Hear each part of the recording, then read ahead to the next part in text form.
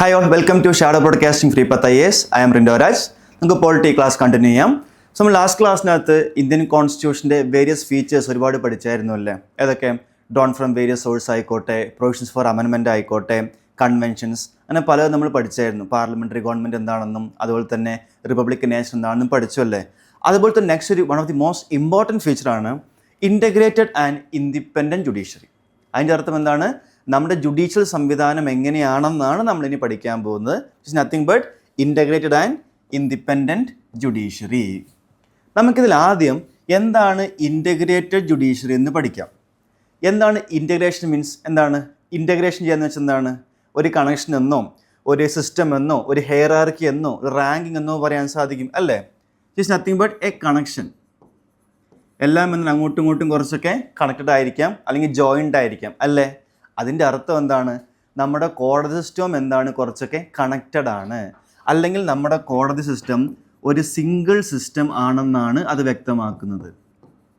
So എന്താണ് single system of നമ്മുടെ judiciary, അല്ലെങ്കിൽ എന്താണ് ഇൻ്റഗ്രേറ്റഡ് സിസ്റ്റം ഓഫ് ജുഡീഷ്യറി എന്ന് പറയുകയാണെങ്കിൽ നമുക്കറിയാം, ഇന്ത്യയിലെ ഏറ്റവും ഹയസ്റ്റ് കോർട്ട് ഏതാണ്? സുപ്രീം കോർട്ട് ഓഫ് ഇന്ത്യ അല്ലേ? അതിന് താഴെ നമുക്ക് ഒരുപാട് ഹൈക്കോടതികളുണ്ട്, ഹൈക്കോർട്ട്സ്. അതിനും താഴെ നമുക്ക് എന്തുണ്ട്? ഒരുപാട് കീഴ്ക്കോടതികളുണ്ട്, വിച്ച് മീൻസ് സബോർഡിനേറ്റ് കോർട്ട്സ്. ഇതെന്താണെന്ന് പറയുകയാണെങ്കിൽ നമ്മുടെ ഈ സിംഗിൾ സിസ്റ്റം ഓഫ് കോടതി മെക്കാനിസം, അതായത് എല്ലാ കോടതികളും ആയിക്കോട്ടെ, can enforce parliamentary laws as well as state legislature laws. എന്താണ് എൻഫോഴ്സ് ചെയ്യുക means? What is mean by enforcement? നടപ്പിലാക്കുക അല്ലേ? അതിൻ്റെ അർത്ഥം എന്താണ്? നമ്മുടെ പാർലമെൻറ്റ് പാസ്സാക്കുക. അതിൻ്റെ അർത്ഥം ദേശീയ ലെജിസ്ലേച്ചറായ പാർലമെൻറ്റ് പാസ്സാക്കുന്ന നിയമങ്ങളായിക്കോട്ടെ, സംസ്ഥാന ലെജിസ്ലേച്ചർ പാസ്സാക്കുന്ന നിയമമായിക്കോട്ടെ, നടപ്പിലാക്കാൻ സുപ്രീം കോടതിക്കും അധികാരമുണ്ട്, ഹൈക്കോടതിക്കും അധികാരമുണ്ട്, കീഴ്ക്കോടതികൾക്കും അധികാരമുണ്ട്. ഇതെടുത്ത് പറയാൻ കാരണം വേറൊന്നുമല്ല, നമുക്ക് കേന്ദ്രവും സംസ്ഥാനവും ഉണ്ടല്ലേ? നമുക്ക് ഫെഡറൽ സ്ട്രക്ചർ ആയതുകൊണ്ട് തന്നെ ഒരു ഫെഡറൽ രാജ്യമായതുകൊണ്ട് നമുക്ക് എന്തൊക്കെയുണ്ട്? കേന്ദ്ര സർക്കാരുമുണ്ട്, സംസ്ഥാന സർക്കാരുമുണ്ട്. അപ്പോൾ ദയവ് ചെയ്ത് കേന്ദ്രത്തിന് വേറെ കോടതി സുപ്രീം കോടതി മാത്രമാണെന്നും അല്ലെങ്കിൽ സംസ്ഥാനങ്ങൾക്ക് മാത്രമാണ് ഹൈക്കോടതി എന്നും തെറ്റിദ്ധരിക്കരുത്. That is what mean by integrated system. It's nothing but a connection of court mechanism which also call it as single system of judiciary. അതിൻ്റെ അർത്ഥം എന്താണ്? നമുക്ക് ഒറ്റ ജുഡീഷ്യൽ സംവിധാനം മാത്രമേ ഉള്ളൂ, അല്ലാതെ കേന്ദ്രത്തിന് വേറെ കോടതി എന്നോ സംസ്ഥാനങ്ങൾക്ക് വേറെ കോടതി എന്നോ അല്ല നമ്മുടെ ഭരണഘടന പറഞ്ഞിരിക്കുന്നത്. എല്ലാവർക്കും കൂടി ഒറ്റ സിസ്റ്റം ഓഫ് കോടതി മെക്കാനിസം മാത്രമേ ഉള്ളൂ.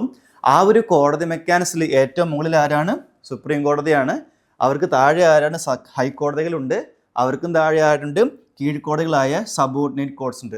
നമ്മുടെ ജില്ലാ കോടതിക്ക് എന്തിൻ്റെ ഭാഗമാണ്? സബോർഡിനേറ്റ് കോർട്ട്സിൻ്റെ ഭാഗമാണ്. വിച്ച് മീൻസ് നമ്മുടെ പാർലമെൻറ്റ് പാസ്സാക്കുന്ന നിയമങ്ങളായിക്കോട്ടെ, സംസ്ഥാന ലെജിസ്ലേച്ചർ പാസ്സാക്കുന്ന നിയമങ്ങളായിക്കോട്ടെ, നടപ്പിലാക്കാൻ സുപ്രീം കോടതിക്കും സാധ്യമാണ്, ഹൈക്കോടതിക്കും സാധ്യമാണ്, കീഴ്ക്കോടതികൾക്കും സാധ്യമാണ്. അതുപോലെ തന്നെയാണ് നമ്മുടെ പാർലമെൻറ്റ് പാസ്സാക്കുന്ന നിയമങ്ങളായിക്കോട്ടെ, നമ്മുടെ സ്റ്റേറ്റ് ലെജിസ്ലേച്ചർ പാസ്സാക്കുന്ന നിയമങ്ങളായിക്കോട്ടെ, ജുഡീഷ്യലി റിവ്യൂ ചെയ്യാൻ. What is mean by judicial review? എന്താണ് റിവ്യൂ എന്ന് പറയുമ്പോൾ? ഒന്നും കൂടി പുനഃപരിശോധിക്കുകയാണ്. എങ്ങനെ? നമ്മുടെ പാർലമെൻറ്റ് പാസ്സാക്കുന്ന നിയമങ്ങളായിക്കോട്ടെ, സംസ്ഥാനങ്ങൾ പാസ്സാക്കുന്ന നിയമങ്ങളായിക്കോട്ടെ, ആ നിയമങ്ങൾ ഭരണഘടനാ പ്രകാരം ശരിയാണോ തെറ്റാണോ? അതിൻ്റെ അർത്ഥം ഭരണഘടനാ വിരുദ്ധമാണോ ഓർ മൗലികാവകാശ ലംഘനമാണോ അല്ലയോ എന്നൊക്കെ പുനഃപരിശോധിക്കുന്നത് ആരായിരിക്കും? നമ്മുടെ കോടതികളായിരിക്കും അല്ലേ? ആ പുനഃപരിശോധന is what mean by judicial review. So നമ്മുടെ ലെജിസ്ലേച്ചേഴ്സ് കൊണ്ടുവരുന്ന കാര്യങ്ങളായിക്കോട്ടെ, നമ്മുടെ എക്സിക്യൂട്ടീവ് വിഭാഗങ്ങൾ സർക്കാർ കൊണ്ടുവരുന്ന കാര്യങ്ങളായിക്കോട്ടെ, മൂന്നാമത്തെ ഓർഗനായ ജുഡീഷ്യറി അതിനെ പുനഃപരിശോധന ചെയ്യുകയാണെങ്കിൽ, അത് ശരിയോ തെറ്റോ എന്ന് പറയുകയാണെങ്കിൽ, ആ സംവിധാനത്തിൻ്റെ പേരാണെന്ത്? ജുഡീഷ്യൽ റിവ്യൂ എന്ന് പറയുന്നത്. സോ തിങ് ഈസ് ദാറ്റ് നമ്മുടെ പാർലമെൻ്ററി നിയമങ്ങളായിക്കോട്ടെ, സംസ്ഥാന നിയമങ്ങളായിക്കോട്ടെ, റിവ്യൂ ചെയ്യാൻ സുപ്രീം കോടതിക്കും അധികാരമുണ്ട്, ഹൈക്കോടതിക്കും അധികാരമുണ്ട്. പക്ഷെ ഇത് മാത്രം ആർക്കുണ്ടായിരിക്കുന്നതല്ല? കീഴ്ക്കോടതികൾക്ക് ഉണ്ടായിരിക്കുന്നതല്ല. സിമ്പിളായിട്ട് പറയുകയാണെങ്കിൽ, പാർലമെൻറ്റോ സംസ്ഥാനമോ പാസ്സാക്കുന്ന നിയമങ്ങൾ നടപ്പിലാക്കാൻ കീഴ്ക്കോടതിക്ക് അധികാരമുണ്ട്. എന്നാൽ ആ നിയമം ശരിയോ തെറ്റോ എന്ന് പറഞ്ഞാൽ ആർക്ക് സാധ്യമല്ല? കീഴ്ക്കോടതിക്ക് സാധ്യമല്ല. ഉദാഹരണം, ഇപ്പോൾ കഴിഞ്ഞ കുറച്ച് വർഷങ്ങൾക്ക് മുമ്പ് പാർലമെൻറ്റ് പൗരത്വ ഭേദഗതി നിയമം പാസ്സാക്കി അല്ലേ? ആ നിയമം ശരിയോ തെറ്റോ എന്ന് സുപ്രീം കോടതിക്കും പറയാം, ഹൈക്കോടതിക്കും പറയാം. എന്നാൽ ആ നിയമം ശരിയോ തെറ്റോ എന്ന് കീഴ്ക്കോടതിക്ക് എന്തല്ല പറയാൻ സാധ്യമല്ല. പക്ഷെ അവർക്ക് എന്താണ് അത് നടപ്പിലാക്കാൻ മാത്രമേ അധികാരമുണ്ടായിരിക്കുകയുള്ളൂ. ദ തിങ് ഈസ് ദാറ്റ് നമ്മുടെ കേന്ദ്രത്തിന് വേറെ കോടതി, സംസ്ഥാനത്തിന് വേറെ കോടതിയല്ല, എല്ലാവർക്കും കൂടി എന്താണ് ഒറ്റ സിസ്റ്റം ഓഫ് കോടതി മെക്കാനിസം മാത്രമേ ഉള്ളൂ. ആ സംവിധാനത്തിൻ്റെ പേരാണ് ഇൻ്റഗ്രേറ്റഡ് ജുഡീഷ്യൽ സിസ്റ്റം. അതിൻ്റെ മറ്റൊരു പേരാണ് single system of judiciary. Single system of judiciary. Clear? നമുക്ക് ജസ്റ്റ് ഒന്ന് അമേരിക്കൻ കോൺസ്റ്റിറ്റ്യൂഷനായിട്ട് കമ്പയർ ചെയ്യാം. അമേരിക്കയിൽ ഇൻ്റഗ്രേറ്റഡ് ജുഡീഷ്യൽ സിസ്റ്റം അല്ല അവർ ഫോളോ ചെയ്യുന്നത്. They are having double system of judiciary. അപ്പോൾ എന്തായാലും ഇന്ത്യയിലെ പോലെ അല്ലെന്ന് നമുക്ക് എന്തായാലും വ്യക്തമായി. കാരണം എന്താണ്? ഇന്ത്യയിൽ സിംഗിൾ സിസ്റ്റമാണ്, ഒറ്റ സിസ്റ്റമേ ഉള്ളൂ. അവിടെ എന്താണ് ഡബിൾ സിസ്റ്റം ജുഡീഷ്യറിയാണ് എവിടെ? In the constitution of USA. അപ്പോൾ അതിൻ്റെ പ്രത്യേകത എന്താണെന്ന് പറയുകയാണെങ്കിൽ, അമേരിക്കൻ പാർലമെൻറ്റ് പാസ്സാക്കുന്ന നിയമങ്ങൾ, അമേരിക്കയുടെ പാർലമെൻ്ററി നിയമങ്ങൾ എൻഫോഴ്സ് ചെയ്യുന്നതും ജുഡീഷ്യലി റിവ്യൂ ചെയ്യുന്നതും അമേരിക്കയുടെ സുപ്രീം കോടതി മാത്രമായിരിക്കും.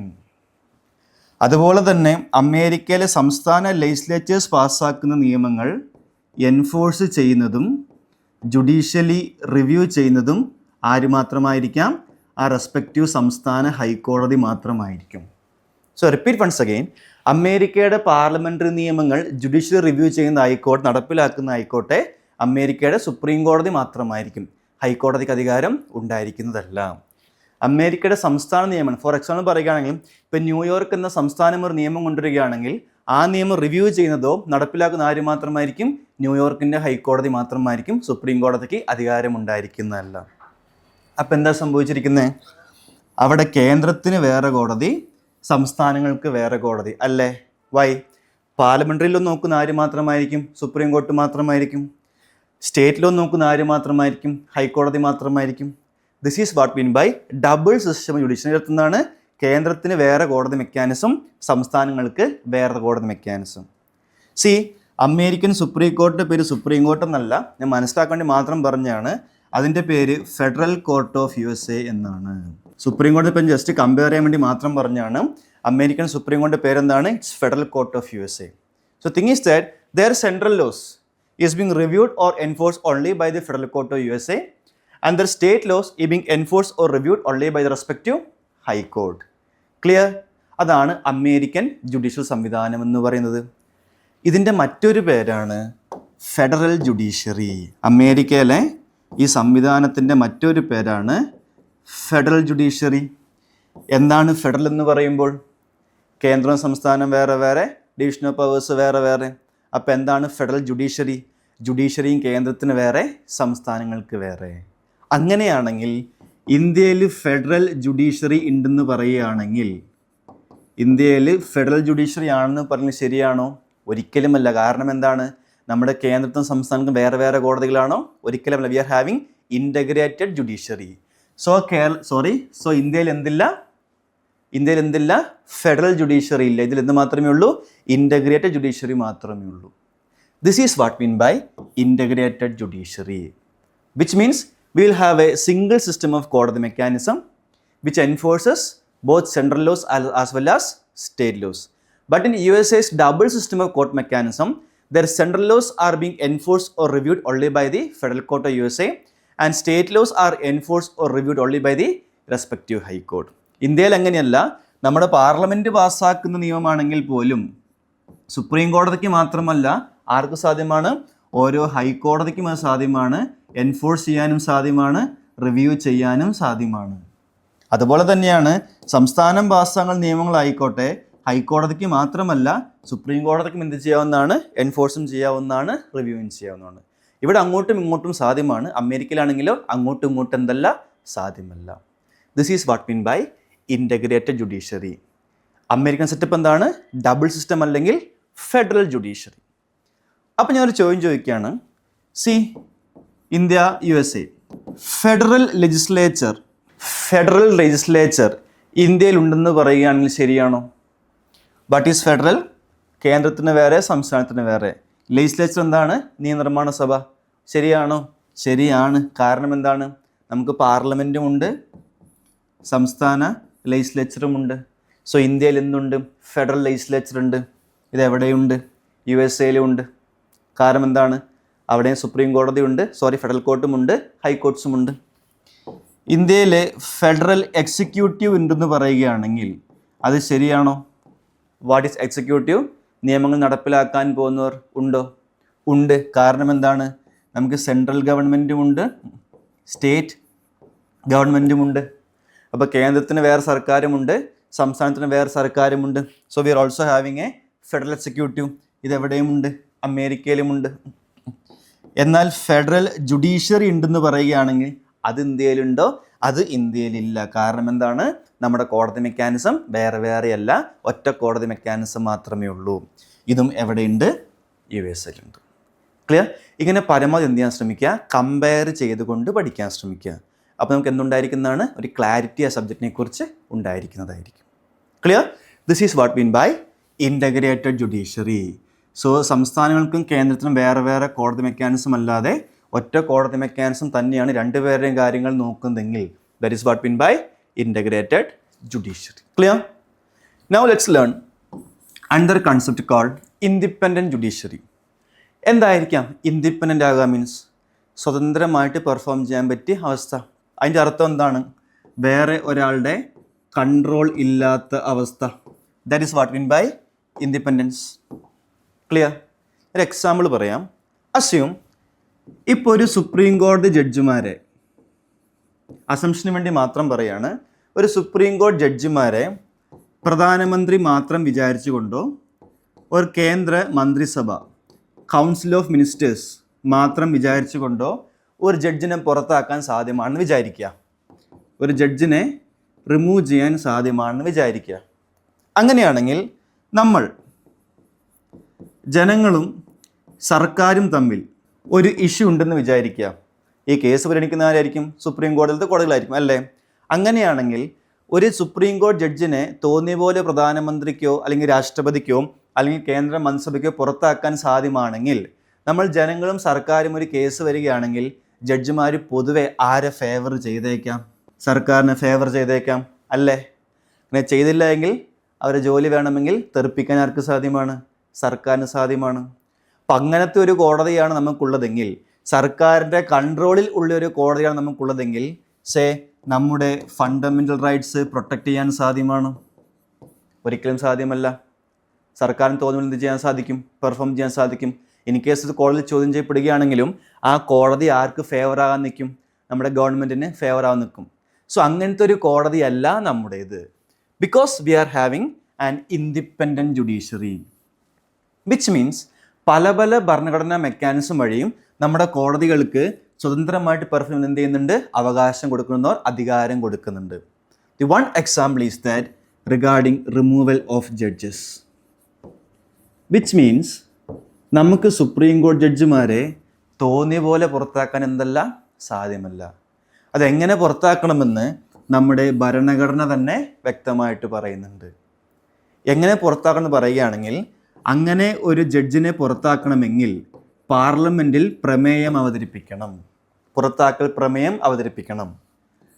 അത് ലോക്സഭയിലും രാജ്യസഭയിലും ഒരു സ്പെഷ്യൽ മെജോറിറ്റിയിൽ പാസ്സാക്കണം. അതിൻ്റെ അർത്ഥം എന്താണ്? കേവല ഭൂരിപക്ഷമല്ലാതെ ഒരു സ്പെഷ്യൽ മെജോറിറ്റിയിൽ ഒരുപാട് MP-മാരെ സപ്പോർട്ടോടുകൂടി പാസ്സായാൽ മാത്രം എന്ത് സംഭവിക്കത്തുള്ളൂ?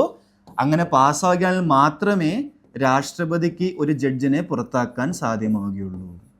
പുറത്താക്കുന്നത് രാഷ്ട്രപതി തന്നെയായിരിക്കും. ബട്ട് അതിനു മുമ്പ് ആരുടെ അംഗീകാരം വേണം? നമ്മുടെ പാർലമെൻറ്റിൻ്റെ അംഗീകാരം വേണം. ലോക്സഭയിലും സ്പെഷ്യൽ മെജോറിറ്റി വേണം, രാജ്യസഭയിലും എന്ത് വേണം? സ്പെഷ്യൽ മെജോറിറ്റി വേണം. അങ്ങനെയാണെങ്കിൽ ഒരു പ്രധാനമന്ത്രിക്ക് തോന്നിയ പോലെ ജഡ്ജിനെ പുറത്താക്കാൻ സാധ്യമാണോ? സാധ്യമല്ല. ഒരു കേന്ദ്ര മന്ത്രിസഭയ്ക്ക് തോന്നിയ പോലെ പുറത്താക്കാൻ സാധ്യമാണോ? അവർക്കും സാധ്യമല്ല, ഈസിലി പുറത്താക്കാൻ സാധ്യമല്ല. അതുകൊണ്ടൊക്കെ തന്നെയാണ് പലപ്പോഴും ഓരോ വ്യക്തികളും കേന്ദ്ര സർക്കാരിൽ കേസ് വരികയാണെങ്കിൽ ന്യായം ആ വ്യക്തിയുടെ ഭാഗത്താണെങ്കിലും കോടതി ആരെ വിമർശിക്കും? സർക്കാർ വിമർശിക്കാൻ കാരണം എന്തുകൊണ്ട് തന്നെയാണ്?